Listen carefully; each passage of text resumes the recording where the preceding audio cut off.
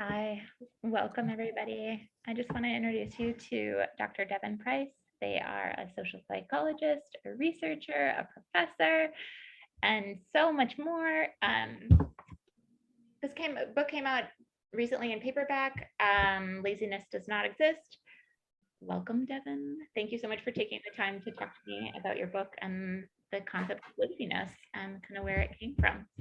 Yeah, thank you so much for having me. So let's jump right in. You kind of talk a bit at the beginning about sort of your history with the concept of laziness, or how you kind of became interested in it. Can you tell us a little bit about your background and how you kind of how laziness the concept of laziness was a driver for you? Sure, yeah. So I definitely internalized from a very young age the like sometimes people brand it as like a gifted student thing, but it's just a very American thing where it's just you defining yourself by your accomplishments and your productivity, and especially if you're, I think, marginalized in some way, you think that that's your only way to secure any kind of safety in the world, right? So I was very, hard driving and collecting all of the little extracurriculars and achievements as a teenager. Finished college early, went straight ahead to grad school. Finished grad school when I was 25, and went straight into a full-time job, and then just immediately became super sick. And I was sick that entire year from February after I defended my dissertation up until November of that same year. And it was just because that entire time, from at least adolescence, I had just been like ignoring my body, ignoring my well-being, completely focused on just checking the boxes off that I thought maybe like a diligent, good little worker be, to the degree that I was just completely alienated from myself and my well-being. So that, and I was only really able to come out of that finally after months of kind of ignoring the fact that I was incredibly sick and had like fevers every single night. I was still trying to work and exercise every day. I was sick. Eventually, I just hit the wall and had to just actually reorient my life, rethink some of my life goals, and go at a much slower pace and learn how to like actually listen to my body. And once I realized that this like fear of letting myself succumb to laziness was this thing that was hurting me, it wasn't driving me to succeed, it was like destroying my life and my body, I started seeing how much it was really absorbed by a lot of my students and just really all around me everywhere that I worked in academia. I would have students who had kids at home, working full-time jobs and taking night classes, who, if they missed an assignment, they would say, "I'm sorry, I'm so lazy. I'm sorry, I'm such a slacker." Like they were so terrified of themselves being lazy, and they were some of the busiest people laboring under the most challenges of like anyone that I know. And so that's what really got me interested in this idea that like laziness doesn't really make sense as an explanation for why people fail and why they struggle. It's just that they're doing too much and they don't have enough support. This just came to mind while you were talking about this, because before this book and this interview, I really thought that laziness was like a point of pride or a personal attribute of myself that I really identified with. Like if you were to ask me what type of person I am, I would say I'm a lazy person. But I mean, like inherently, because everything takes effort or a certain, I just feel like I'm from this like position of privilege that I get to do the things that I love doing. And if they weren't, like, I don't feel like doing the dishes, so I'm a lazy person fundamentally. Which I don't know why I find this idea, this concept that laziness doesn't exist, that we're just sort of missing it, really fascinating. And it's expected.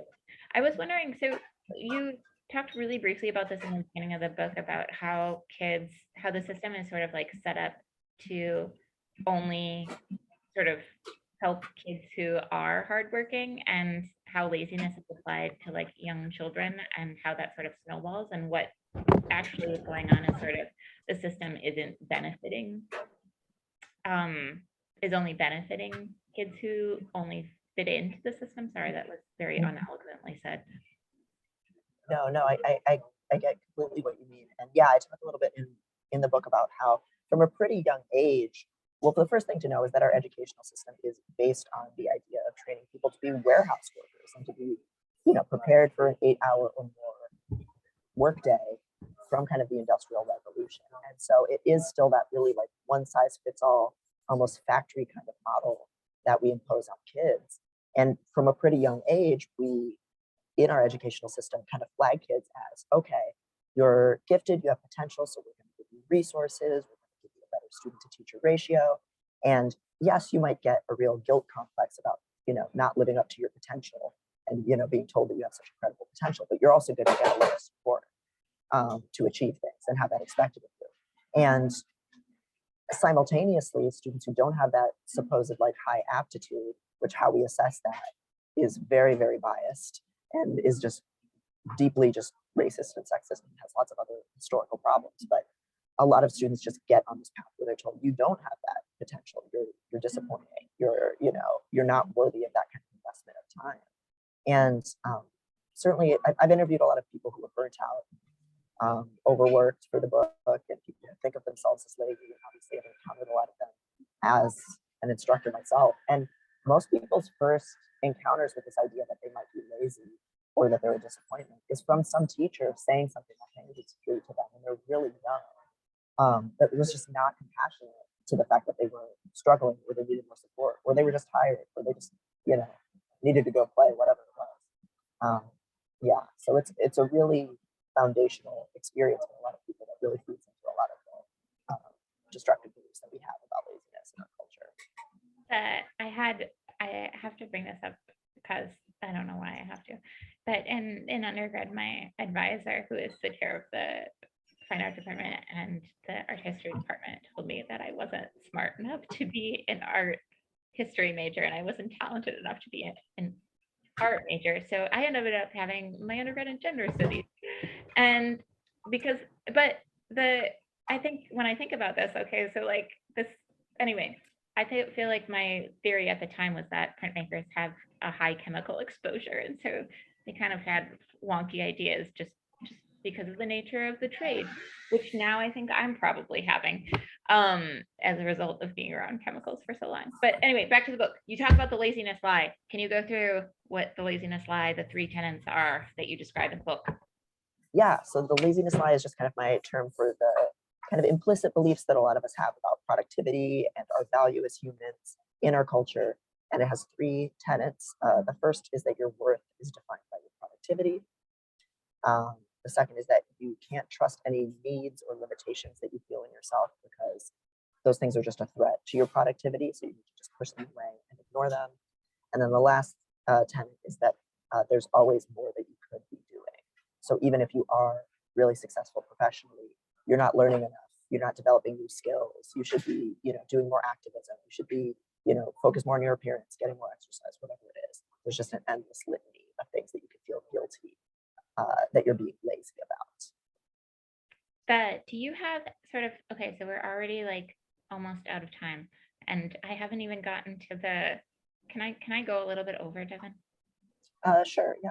Okay, I'll try to keep it succinct. I just was wondering if you could, something that popped in my head while you were just talking is, do you have a way to come up with, or how do you generate your own personal values, and if you can separate them from societal values in a way that you can think about your life and have some agency over it?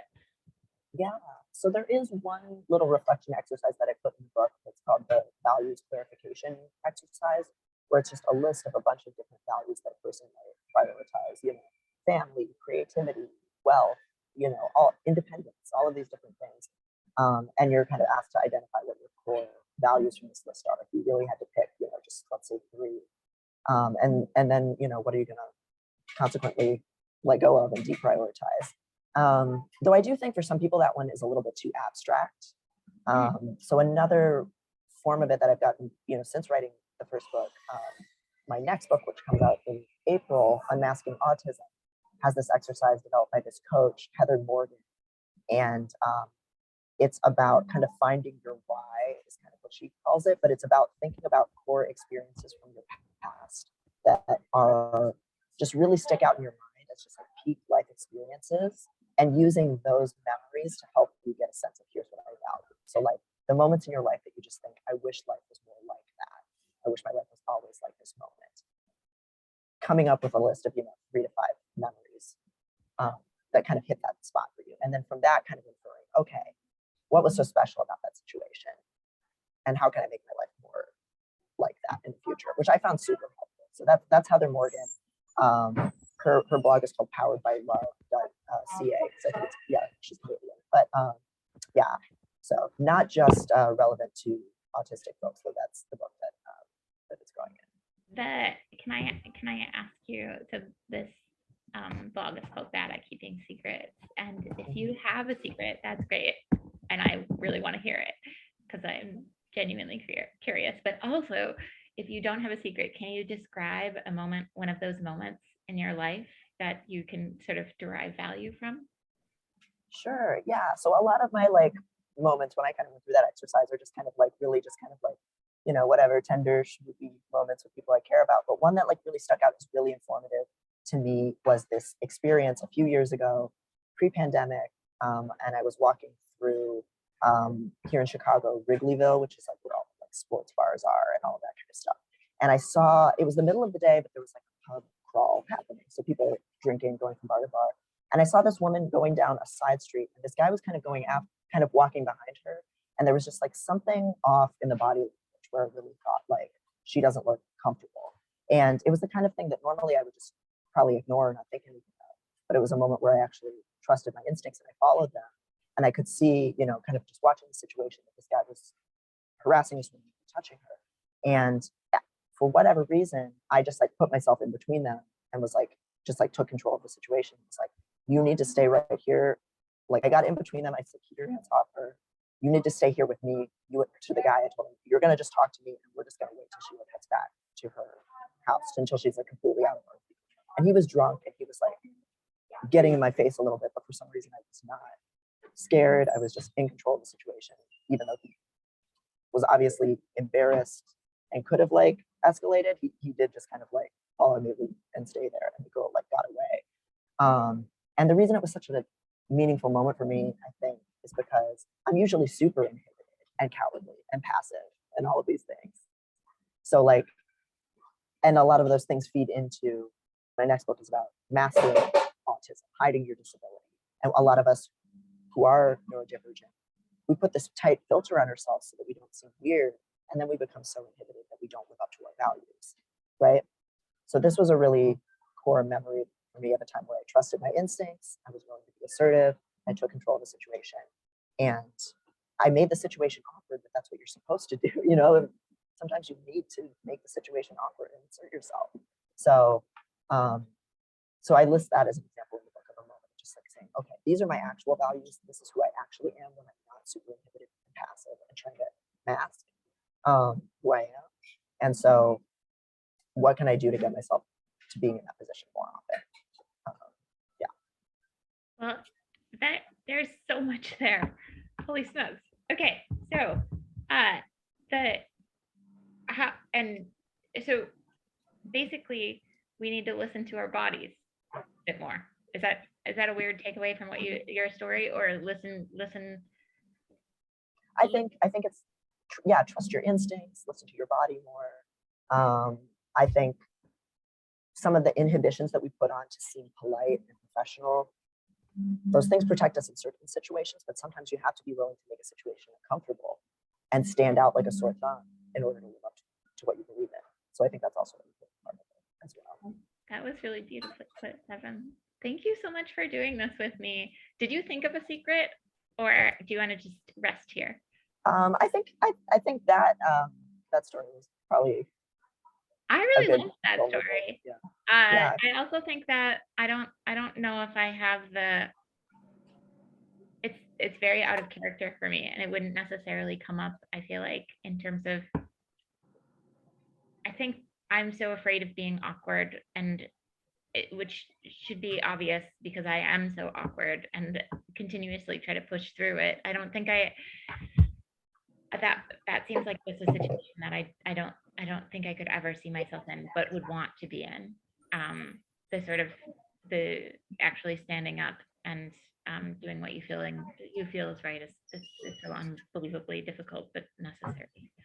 Yeah, and 9 times out of 10, I wouldn't do it either, right? It's just we inhibit ourselves so quickly for a lot of good reasons too. But like, yeah. My instinct is definitely to run away and hide.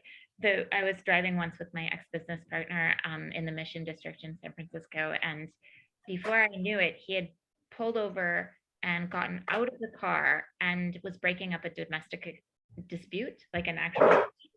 And it was baffling to me how these sort of like instinctual drives just can be to act upon them, and what's that saying is it's really exciting. Thank you so much, Devon, for doing this. And Laziness Does Not Exist. You should get it if you get it from your local bookstore. I'm really excited for the Shane book, and I actually don't know too much about the autism. Is spectrum actually an antiquated term? No, it's fine to talk about it because it's currently in the DSM autism spectrum disorder. So yeah, talking spectrum is totally Gotcha. So up to date. exciting stuff coming out. Thank you, Devon, for taking the time to do this, and I hope you stay warm this winter. Thanks, you too. Thanks for having me. Bye. Bye.